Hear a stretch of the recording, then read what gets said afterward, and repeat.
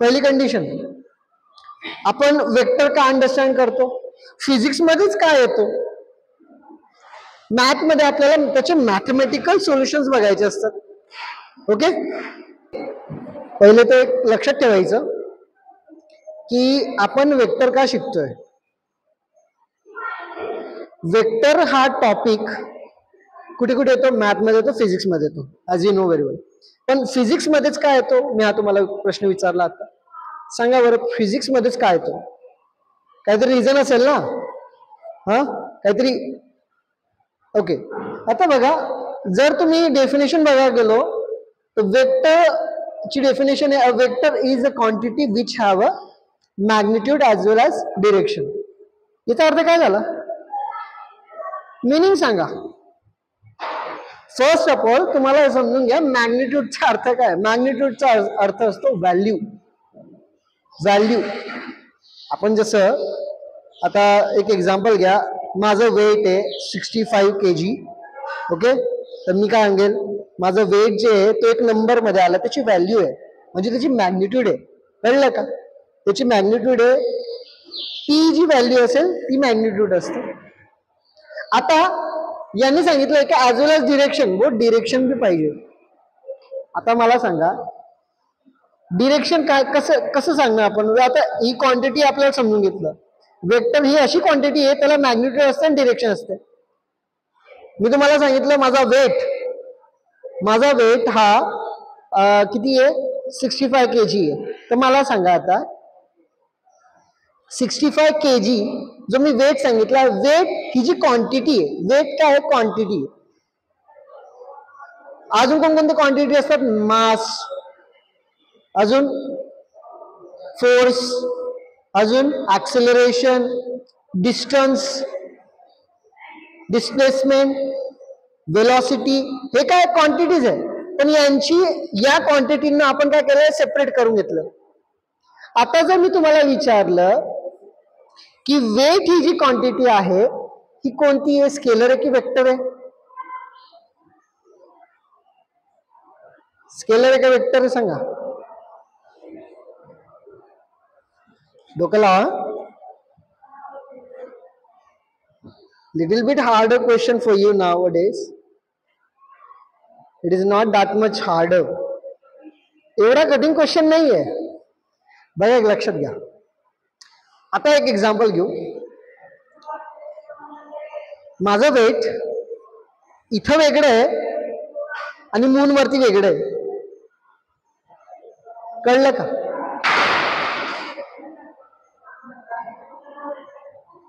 म्हणजे याचा अर्थ काय झाला?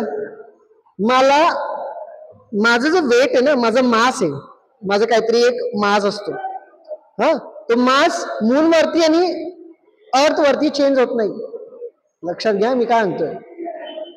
माझा मास इथं आणि मून वरती चेंज होत नाही, ऍज इट इज होतो. पण वेट चेंज होतो. वेट चेंज होतो याचा अर्थ काय होतं? ग्रॅव्हिटेशनल फोर्स आपला असतो. ग्रॅव्हिटेशनल फोर्स कुठे आपला? खाली ना, खाली ना. यस, ग्रॅव्हिटेशनल फोर्स कुठे असतो? खाली ना, खाली ना. डिरेक्शन दाखवते. मी उडतोय का? कुठे कुठे उडतोय का? नाही. म्हणजे माझा वेटला डिरेक्शन आहे खाली. मग ही क्वांटिटी कोणती झाली? वेक्टर क्वांटिटी झाली. कळलं का? ज्याला व्हॅल्यू असते ऍज वेल एज डिरेक्शन पण असते. पण त्याच्या व्यतिरिक्त मास घेऊ. मास पण तर आपण केजी मध्ये घेतो ना. पण मासला बघा, लक्षात घ्या, मी स्पेस मध्ये असेल किंवा अर्थ वर असेल किंवा मून वर असेल तरी माझा मास ऍज इट इज राहील. मास मध्ये चेंज होत नाही आणि त्याला कोणताही डिरेक्शन राहत नाही. याचा अर्थ मास काय झाला तुमचा? कोणती क्वांटिटी झाली? स्केलर क्वांटिटी झाली. कळलं का? तसंच एक एक्झाम्पल घेऊ आपण, वेक्टर क्वांटिटी. जर मी तुम्हाला सांगितलं ऍक्सेलरेशन, नाही तर फोर्स घेऊ. मी फोर्स हा एक्झाम्पल घेतो. आता फोर्स कसं आहे बघा.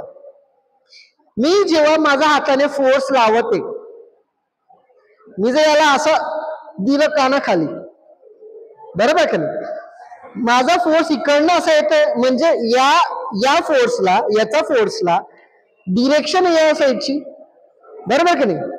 आणि जसा इम्पॅक्ट बसेल ना, याला बी फोर्स लागेल, हा पण सरकेल, बरोबर का नाही? लक्षात घ्या, फोर्सला एक डिरेक्शन आहे. इकडनं असा आला, मी मला स्वतःला मारलं, हा डिरेक्शन असा आला, म्हणजे काय झालं, याला या साईडला काय डिरेक्शन आहे, आणि हा फोर्सची एक मॅग्निट्यूड असते. आपण त्याला न्यूटन मध्ये हे करतो, युनिट्स दिलेले असतात. प्रत्येक क्वांटिटीचे वेगवेगळे युनिट असतात. जसं वेटचं आहे केजी, बरोबर की नाही? नंतर डिस्टन्सचं मीटर, डिस्प्लेसमेंटचं मीटर, बरोबर की नाही? आलं लक्षात? आता मला सांगा, डिस्टन्स कोणती क्वांटिटी? Distance scalar quantity. का बरं? डिस्टन्सला कोणतं पण काही डिरेक्शन दाखवतं का? नाही. पण त्याचा उलटा डिस्प्लेसमेंट, म्हणजे उलटा म्हणजे त्याचं पण युनिट तोच आहे. दोन्हीचं डिस्टन्स आणि डिस्प्लेसमेंटचं युनिट सेम आहे. तर मला सांगा, डिस्प्लेसमेंट वेक्टर आहे का स्केलर आहे?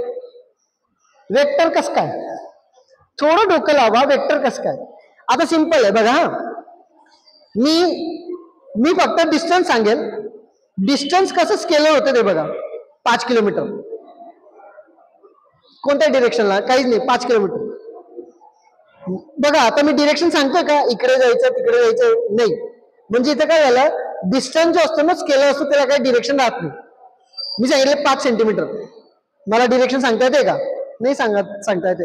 पण डिस्प्लेसमेंट वेगळं आहे. आता डिस्प्लेसमेंट कसं बघा, माझी बॉडी 5 सेंटीमीटर 1 मीटर, माझी बॉडी 1 मीटर डिस्प्लेस झाली.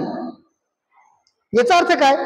मी इथं होतो, मग या डिरेक्शनला काय झालं, डिस्प्लेस झालो. मी या डिरेक्शनला डिस्प्लेस झालो, म्हणून डिस्प्लेसमेंटला वेक्टर क्वांटिटी म्हणतात. कळलं का? वेक्टर क्वांटिटी आणि स्केलर क्वांटिटी मध्ये अर्थ समजलाय का? आता मी तुम्हाला सांगतो, वेक्टर क्वांटिटी इज कोणती क्वांटिटी असते? It have a magnitude as well as direction. ज्या क्वांटिटीला मॅग्निट्यूड म्हणजे व्हॅल्यू असते आणि डिरेक्शन असते, त्याला आपण काय सांगतो? Vector quantity. आणि स्केलर क्वांटिटी काय? फक्त मॅग्निट्यूड असते. जसं आलं डिस्टन्स, मास, अजून काय सांगू शकतो रे? एखाद सांगा, एखाद एक्झाम्पल. टेम्परेचर, अजून टाइम. टाइमला सांगू शकतो का या डिरेक्शनला 5 मिनिटं, या डिरेक्शनला 10 मिनिटं? नाही सांगू शकत. म्हणजे तो काय झाला? स्केलर क्वांटिटी आहे. कळलं का? लक्षात आलं का? डोक्यात आलं कसं आहे? ओके. आता पुढे बघू. आपल्याला मेन म्हणजे वेक्टर बद्दल बघायचं. तर वेक्टरचे काही जे मेन टाईप आपल्याला ते आता शिकायचे असतात. ते अंडरस्टँड बेसिक कन्सेप्ट माहित पाहिजे. आपण क्वेश्चन पण घेऊ, पण पहिले त्याचे टाईप घेऊ. आता त्याच्या टाईप मध्ये लक्षात द्या, first type is zero vector. आता झिरो वेक्टर कसा आहे? ज्याचा मॅग्निट्यूड 0 आहे. जसं मी एक एक्झाम्पल घेतो, झिरो ऍक्सेलरेशन. ऍक्सेलरेशन हा काय वेक्टर क्वांटिटी, पण तो 0 पण होऊ शकतो ना. Velocity is also the vector quantity. तो पण तो 0 राहतो ना इनिशियल. आपण सांगतो initial velocity is always 0. Always not, but sometime we are consider as a 0 only initial. Okay. बघा, लक्षात घ्या, झिरो वेक्टर त्याला डिनोट करतात झिरो वेक्टरने, किंवा याला नल वेक्टर पण म्हणतो आपण. काय म्हणतो? नल वेक्टर पण म्हणतो. नंतर बघा, युनिट वेक्टर. युनिट वेक्टर काय आहे की असा वेक्टर त्याची जी मॅग्निट्यूड फक्त 1 असेल. जसं मी सांगेल फोर्स 1 न्यूटन फोर्स. मी 1 न्यूटन फोर्स अप्लाय केला, मग एकच व्हॅल्यू आहे, एकच मॅग्निट्यूड आहे. याचा अर्थ काय झाला? तो युनिट वेक्टर असेल. कळलं का? कळलं का? पुढे बघा, फ्री वेक्टर्स. आता फ्री वेक्टर्स कसे असतात बघा, एक लक्षात घ्या. जेव्हा आपण फ्री वेक्टरचे म्हणजे अंडरस्टँडिंग करतो ना, त्याच्यामध्ये काय सांगितलंय? When there is a no restriction to choose the origin of the vector, then it is called as a free vector. म्हणजे लक्षात घ्या, केव्हा पण आपण ना रेग्युलर जो एक डायग्राम असते ती आपण एक्स ऍक्सिस वाय ऍक्सिस वर घेतो, एक्स ऍक्सिस वाय ऍक्सिस वर घेतो, आणि केव्हा पण आपण वेक्टर कुठून घेतो? ओरिजिन मधनं घेतो, बरोबर नाही? पण फ्री वेक्टर कसे असतात? ओरिजिनला सोडून दुसऱ्या जागावरनं कुठून पण कसे पण जातात. हे जे वेक्टर दिलेले आहे, हे जे वेक्टर दिलेले आहे हे कसे वेक्टर आहे? Free vector. ते ओरिजिन मधनं जात नाहीये, ओरिजिन मधनं पास नाही होते. आलं लक्षात? डाऊट आहे कोणाला? कळलं का? फ्री वेक्टर कुठेही राहतात, काही प्रॉब्लेम नाही, त्याला काही रिस्ट्रिक्शन राहत नाही. भले ते इकडनं चालू होतील, इकडनं चालू, ओरिजिन मधनं चालू होणार नाही. Okay, next localise vectors.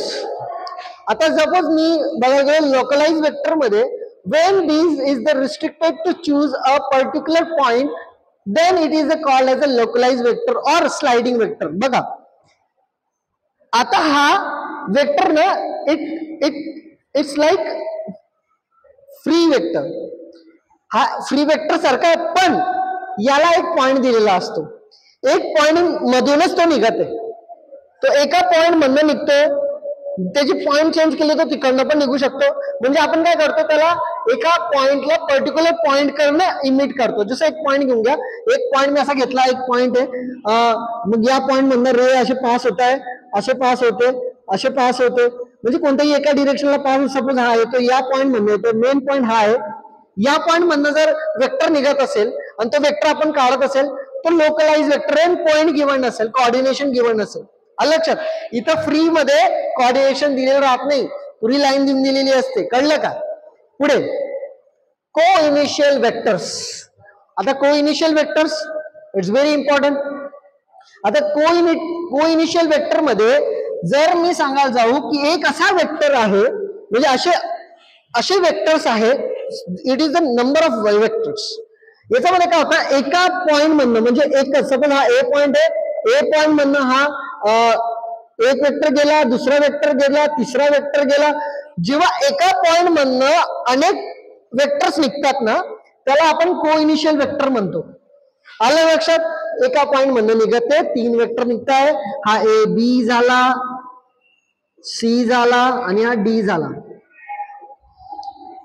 तर मी असं लिहू शकतो, ए बी, ए सी आणि ए डी हे एक्झाम्पल देऊ शकतो की एका पॉइंट मधनं असे 3 वेक्टर निघताय वेगवेगळे.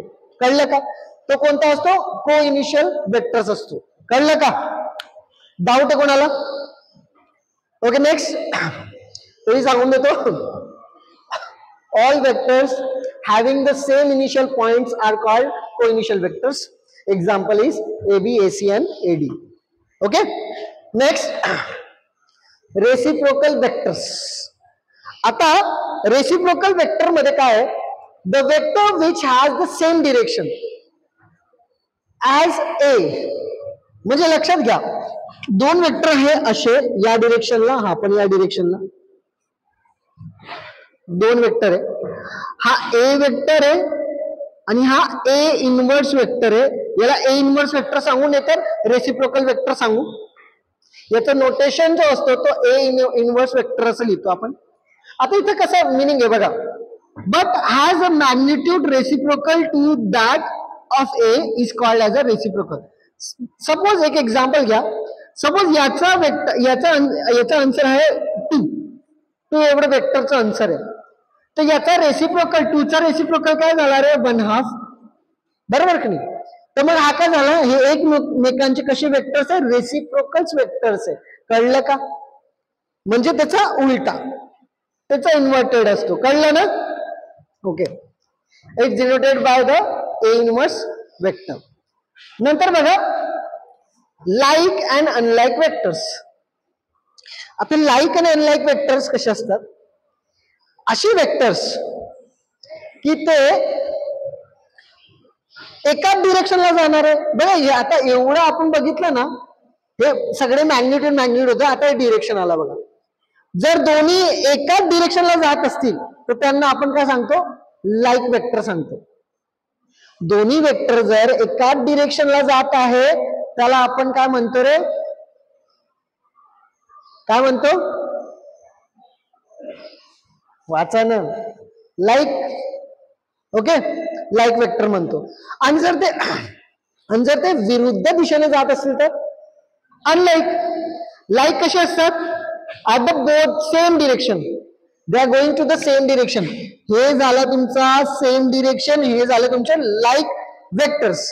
आणि हे असा आणि एक असं जाते, आणि हे कोणते असतील? अनलाईक. कळलं का? एकमेकांच्या अपोजिट असतात, हे वेक्टर्स असतात. ओके, इकडे वाचून सांगतो.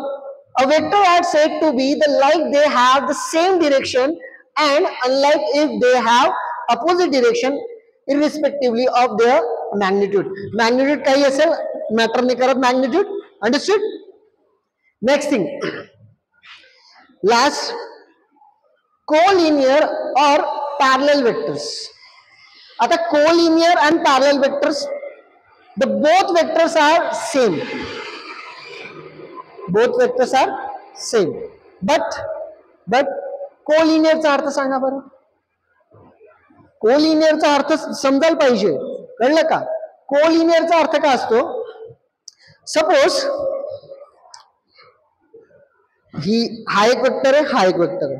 जेव्हा हे एकमेकांवरती असतात ना, हे कोलिनियर असतात. कळलं का? Each and every point which is situated in the both vectors are same. प्रत्येक पॉइंट हा प्रत्येकाला इक्वेट असतो, म्हणजे याचे इन्फिनाइट सोल्युशन निघतात. Okay, understood. आणि parallel they not have any solutions. दोन लाईन मध्ये आपल्याला माहिती आहे, आपण ग्राफ मध्ये शिकलोय की यांना पॅरलल राहिले ते कधी एकमेकांना टच नाही होत, त्याच्यामुळे याच्यामध्ये सोल्युशन एक्झिस्ट नाही होत, याच्यामध्ये अनलिमिटेड सोल्युशन एक्झिस्ट होतात. हे दोन मेजर फरक आहे कशामध्ये? कोलिनियर मध्ये आणि पॅरलल मध्ये. आणि एक लक्षात घ्या, collinear lines are always parallel. हे पॅरलल पण असतात ना का? लक्षात आलं का? आता पुढे बघा. A vector are said to be the collinear or the parallel if they have the same line and support or have a same of the support of the rigidness of the magnitude. Magnitude फरक पडत नाही. हे बघा, हे दोन्ही जे आहे ना, हे दोन्ही हा ना, हे दोन्ही कसे आहे? कोलिनियर आणि पॅरलल. हे पॅरलल वेक्टर आपण सांगू. पण सपोज एक लाईन आहे, एक वेक्टर आहे, त्याच्यामध्ये दुसरा वेक्टर एक्झिस्ट करतोय, तर तेव्हा आपण त्याला काय सांगू? कोलिनियर वेक्टर सांगू. कळलं का?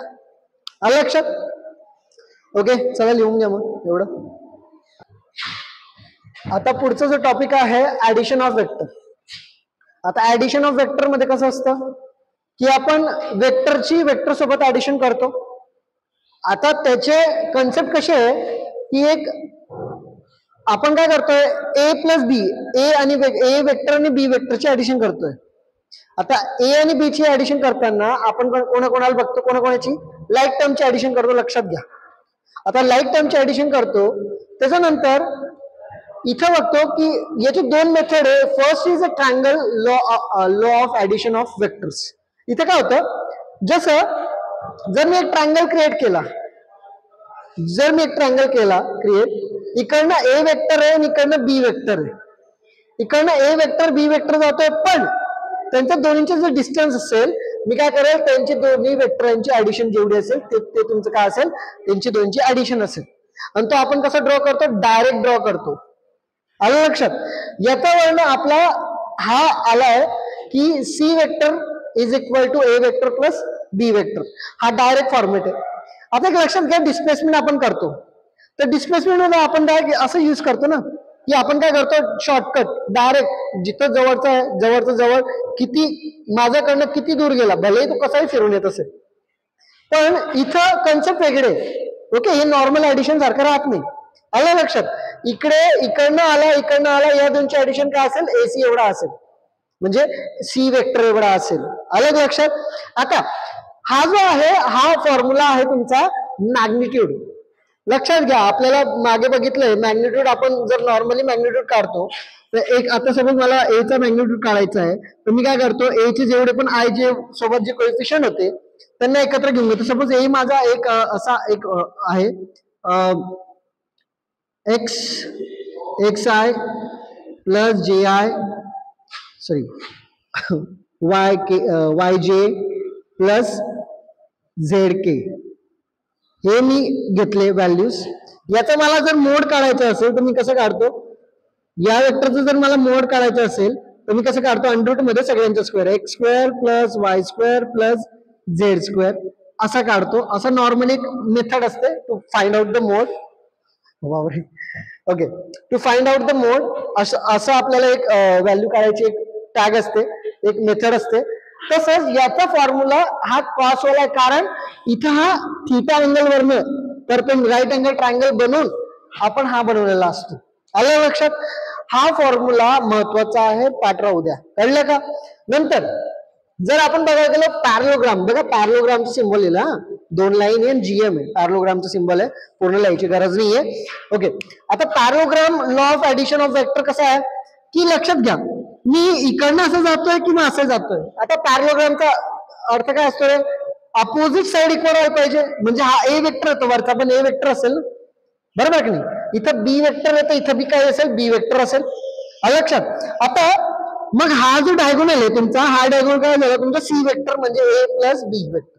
पण एक लक्षात घ्यायचं, हा जर लॉंगेस्ट असेल, हा लॉंगेस्ट असेल तर हा आहे, त्याचा अपोजिट जो डायगोनल असेल हा तो बी मायनस ए हा असेल त्याचा अपोजिट.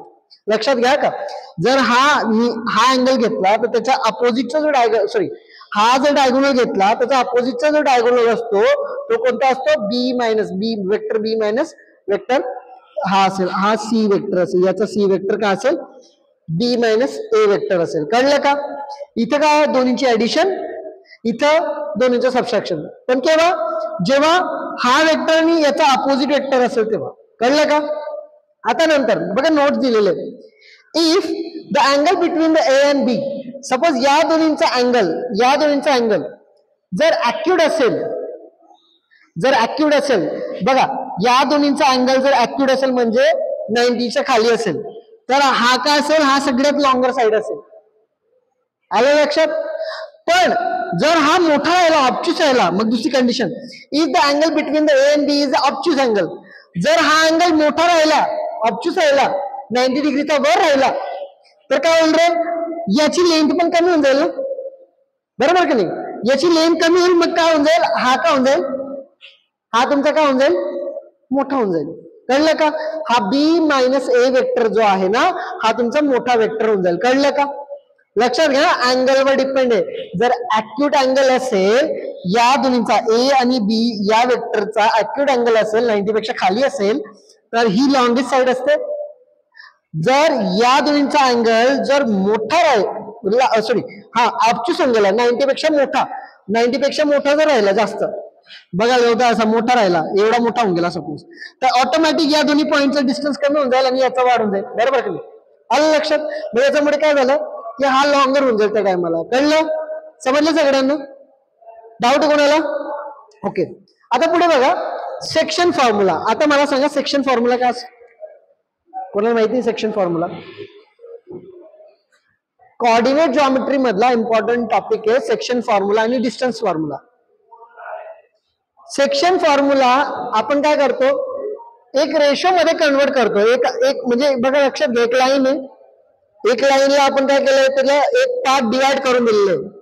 इथे काय दिलेलं आहे की हा जो ओ ओरिजिन आहे, ओ ओरिजिनला 3 वेक्टरला आपण हे करतोय.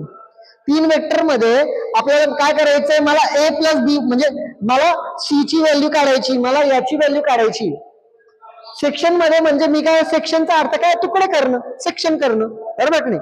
आता तुकडा कुठे झालेला आहे? सी वेक्टर कडे झालेला आहे, तर मला सी वेक्टर काढण्यासाठी मला सेक्शन फॉर्म्युला अप्लाय करावा लागतो.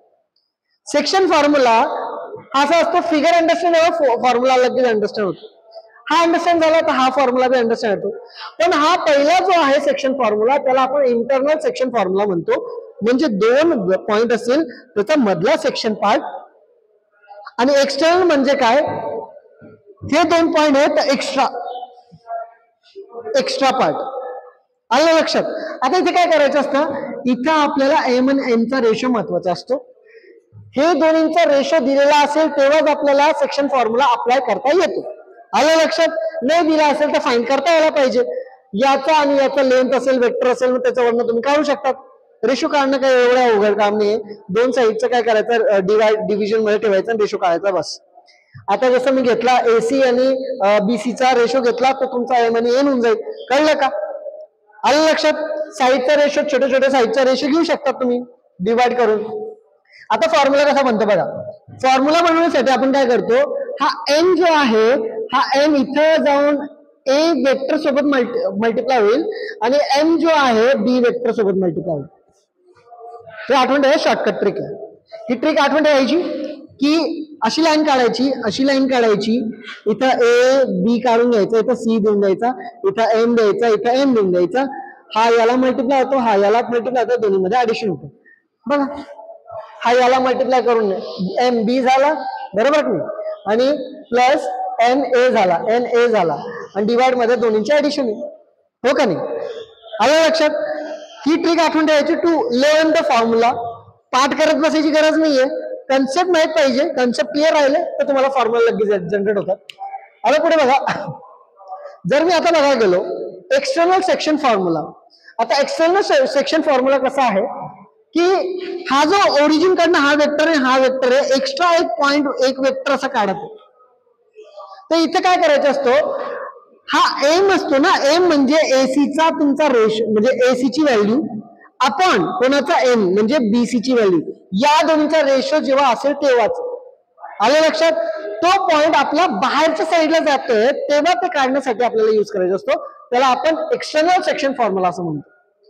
म्हणजे असा एक वेक्टर आहे, तो आउट साईडला या दोन्हीच्या मध्ये नाहीये, पहिले मध्ये होता, आता बाहेर आहे. त्यासाठी हा रेशो आपल्याला माहित पाहिजे. हा रेशो माहित असेल तरच आपल्याला तो फॉर्म्युला काढता येतो. आता पुढे बघा, इथे पण तीच मेथड आहे. इथे काय करायची आहे, एम आणि ए सोबत जाईल, ए कोणासोबत जाईल. आता बघा, लक्षात घ्या का, हा इथं सेम ऍज इट इज आहे, वरचा आणि हा फॉर्म्युला सेम आहे, फक्त इथं मायनस इथं प्लस. एक्सटर्नल मध्ये मायनस करायचं असतं आणि इंटरनल मध्ये प्लस करायचं असतं, एवढं लक्षात ठेवायचं. मग हा तुमचा फॉर्मॅट जनरेट होतो. इथे लिहिलेलं आहे इफ या दोनचा रेशो जर हा दिलेला असेल तर आपण हा फॉर्म्युला अप्लाय करतो. लक्षात घ्या का, हा फॉर्म्युला केव्हा अप्लाय करतो, इफ सीए अपॉन सीबी हा रेशो असेल, हा मोठा सीए आणि सीबी यांचा रेशो असेल तेव्हा तो फॉर्म्युला जनरेट होतो, तेव्हा तो आपण ऍप्लिकेबल करू शकतो. आलं लक्षात? तो फॉर्म्युला बी लर्न करून घ्यायचा आहे. Important position vector formula. Okay, आता इथे काय करायचंय, जे महत्वाचे जे फॉर्म्युला ते आपण बघून घेऊ. आता position vector of a centroid आहे की बघा, ट्रायंगल असतो, ट्रायंगलचा एक सेंटर पॉईंट काढतो आपण, परपेंडिक्युलर काढून हे काढू सेंट्रॉइड, नंतर इन सेंटर, हे जे असतात ना, आपण केव्हा काढतो, सरकम सेंटर केव्हा काढतो, जेव्हा आपण काय करतो, ट्रायंगल मध्ये त्याला परपेंडिक्युलर करून त्याला बायसेक्ट करून एक पॉइंट काढतो, तो पॉइंट वरनं एक सर्कल बनवतो, तिन्ही पॉइंटला टच होणार. हे सगळे त्याचे कन्सेप्ट आहे. सेंट्रॉइड, इन सेंटर, सरकम सेंटर, नंतर ऑर्थो सेंटर, हे व्यवस्थित पाठ करून घ्यायचं. आता नीट लक्षात घ्या, इथं ट्रायंग्युलर साठी आहे, हा ट्रायंगल इथे दिलेला आहे. आता इकडे लक्षात घ्या, या ट्रायंगलच्या हिशोबाने आपल्याला हे फॉर्म्युला जनरेट झालेले. आता बघा, सेंट्रॉइड जो असेल, आता तुम्हाला माहिती असेल सेंट्रॉइड, कारण 9वी 10वीला पण झालेलं आहे, 8वीला पण झालेलं आहे, कन्सेप्ट आहे. नाही माहिती असेल तर रिवाइज करून घ्या. ओके, थोडं स्वतःला हे करून घ्या, रिवाइज करून घ्या, जे छोटे छोटे बेसिक कन्सेप्ट आहे ते क्लिअर करून घ्या. सेंट्रॉइडचं काय, vector alpha plus vector beta plus gamma, vector gamma divide by 3, हा कोणाचा सेंट्रॉइडचा फॉर्म्युला आहे. नंतर position vector of the in centre. आता इन सेंटरचा फॉर्म्युला म्हणजे सेंटर, इन सेंटर म्हणजे मधला जो सेंटर आहे ट्रायंगल मध्ये बनणारा, त्याचा फॉर्म्युला आहे A alpha plus B beta plus C gamma upon A plus B plus C. इथं ए बी आणि सी काय मॅग्निट्यूड्स आहे, कळलं का, मॅग्निट्यूड आहे, हा का दिलेली व्हॅल्यूज आहे, मॅग्निट्यूड आहे, एक लक्षात घ्या.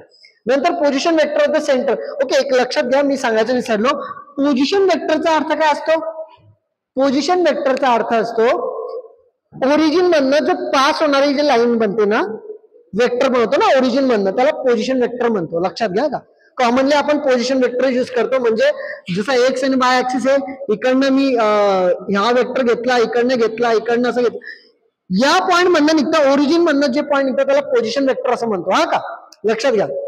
नंतर position vector of the circumcentre काय आहे, sine alpha sine 2a plus beta sine 2b plus gamma sine 2c upon sine 2a plus sine 2b plus sine 2c, हा तुमचा फॉर्म्युला आहे. Next, position of vector of orthocentre is alpha tan A plus beta tan B plus gamma tan c upon tan a plus tan b plus tan c.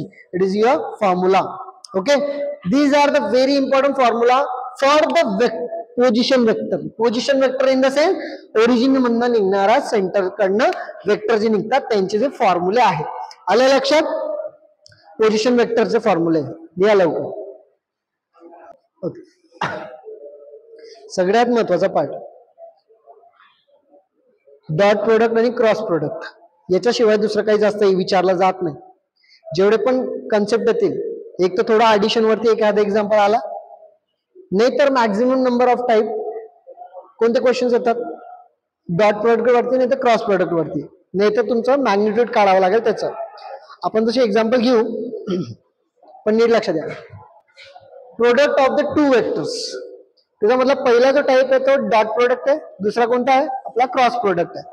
आता जर मी dot product घेतला तर त्याचा जर आपल्याला angle माहित असेल तर हा एक फॉर्म्युला आहे. वेन मी know the angle then angle जर राहिला तर हा फॉर्म्युला अप्लाय करायचा. आणि नॉर्मली एक फॉर्म्युला असतो आपला.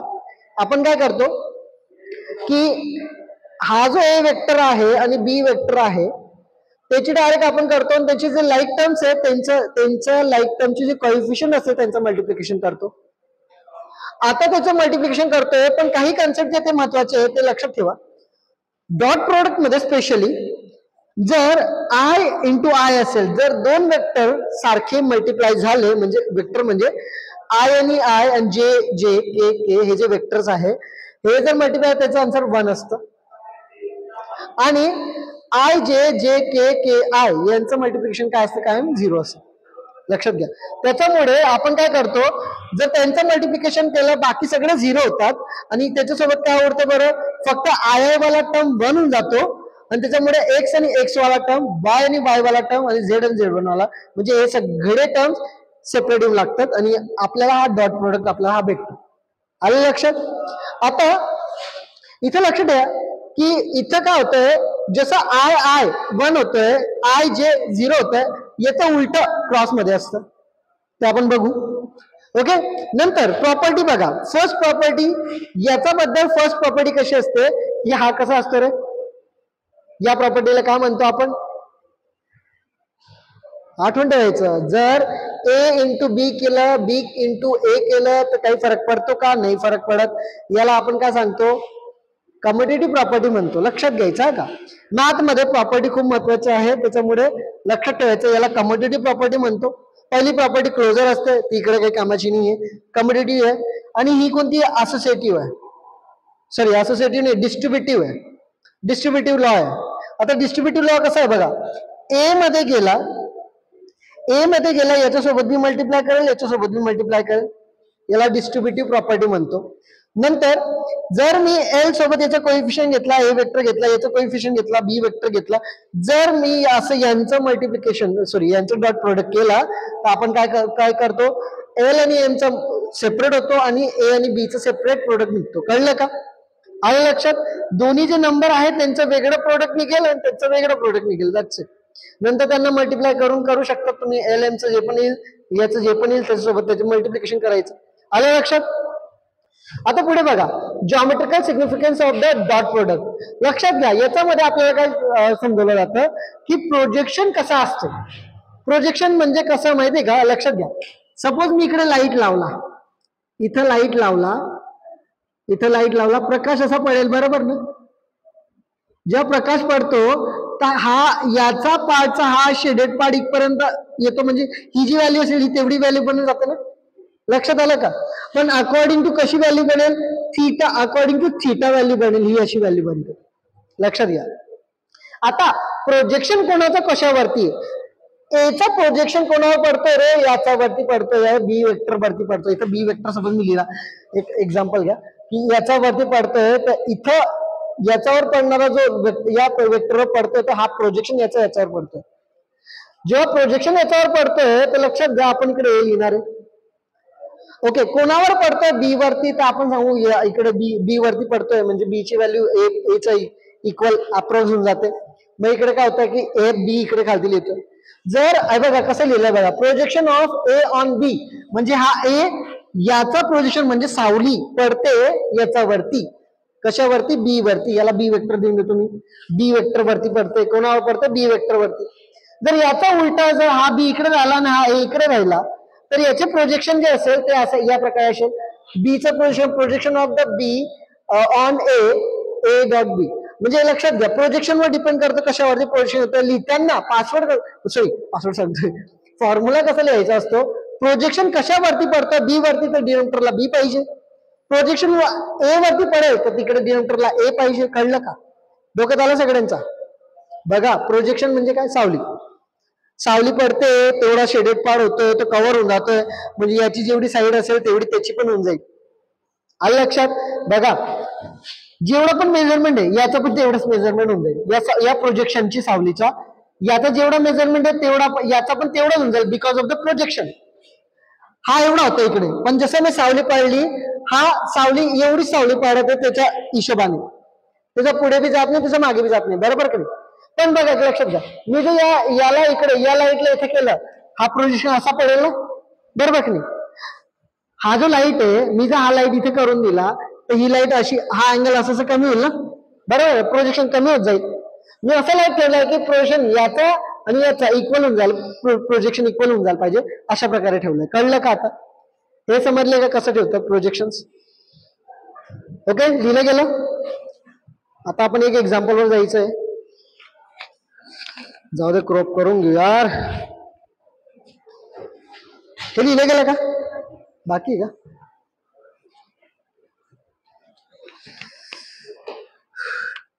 याचं triangle ABC, if BC 8, CA 7 and AB is 10 दिलेलं आहे, ते अँगल थिटा दिलेला आहे. Then the projection of the vector AB on AC. आता बघा, AB ऑन AC करायचं आहे, AB ऑन AC. बघा, थिटा का बरं इथे घेतलाय? कारण AB ला मला AC कडे घ्यायचं आहे. बरोबर नाही? आता AB कडनं आपल्याला AC ला घ्यायचं आहे, तर प्रोजेक्शन कसं येईल रे माझं? बघा, मला कोणाचा प्रोडक्ट घ्यायचा आहे? AB आणि AC चा. तर मी इथे लिहीन प्रोजेक्शन कसं लिहीन? AB dot AC. बरोबर का नाही? आपण मध्ये काय घेईल सांगा आता? प्रोजेक्शन कोणावरती आहे तो घेईल. बघा, लक्षात घ्या, इथं प्रोजेक्शन का बी वरती आहे तर खाली बी घेतला. प्रोजेक्शन कशावरती? AC वरती आहे तर खाली काय घेईल मी? मॉड AC घेईल. आलं लक्षात? आता पुढे बघा, इथं दोन व्हॅल्यू दिलेल्या आहे. बघा, याचं मॅग्निट्यूड तर आहे आपल्याकडे, पण हे बघा डॉट प्रोडक्ट आहे ना. आता डॉट प्रोडक्ट मध्ये हा फॉर्म्युला अप्लाय करा. बघा, डॉट प्रोडक्ट आहे तर डॉट प्रोडक्टचा फॉर्म्युला अप्लाय होईल. You know that. प्रोजेक्शन काढण्यासाठी आपल्याला डॉट प्रोडक्ट अप्लाय करायचं आहे. डॉट प्रोडक्ट मध्ये बघा व्हॅल्यू कसे कसे आहे, याचं व्हॅल्यू आपल्याला फाइंड आउट करायचे.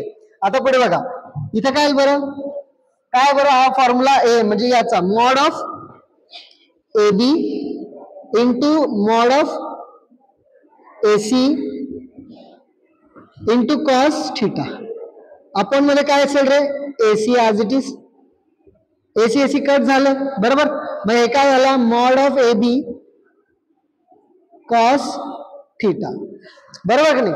आता लक्षात घ्या, मी इथं AB ची व्हॅल्यू 10 का पण ठेवली नाही, AC ची व्हॅल्यू दिलेली होती 7 का पण ठेवली नाही.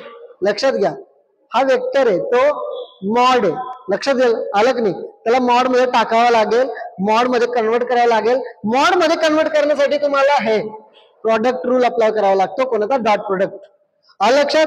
हा डॉट प्रोडक्ट अप्लाय केल्यानंतर AB ची व्हॅल्यू तुमची किती? 10 आहे. मग तुमचं काय आलं? 10 कॉस थिटा.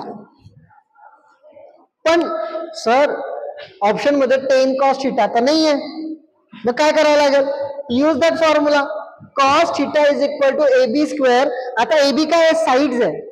साईड हा फॉर्म्युला लर्न करून घ्या रे, खूप महत्वाचा फॉर्म्युला आहे. बघा, आता इथं कॉस थिटा, आता cos theta is equal to AB चा स्क्वेअर. AB किती? हा 10.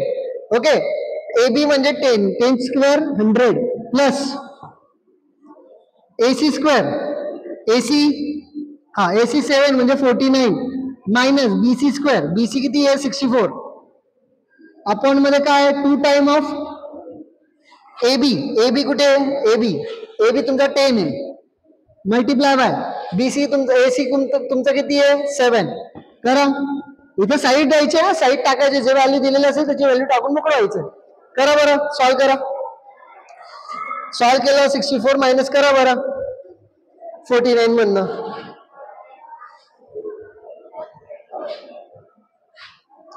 डिनॉमिनेटरला काय होऊन जाईल हा 20. ओके सांगा डिनॉमिनेटरला काय होईल. हा झाला 85. Is it 85 upon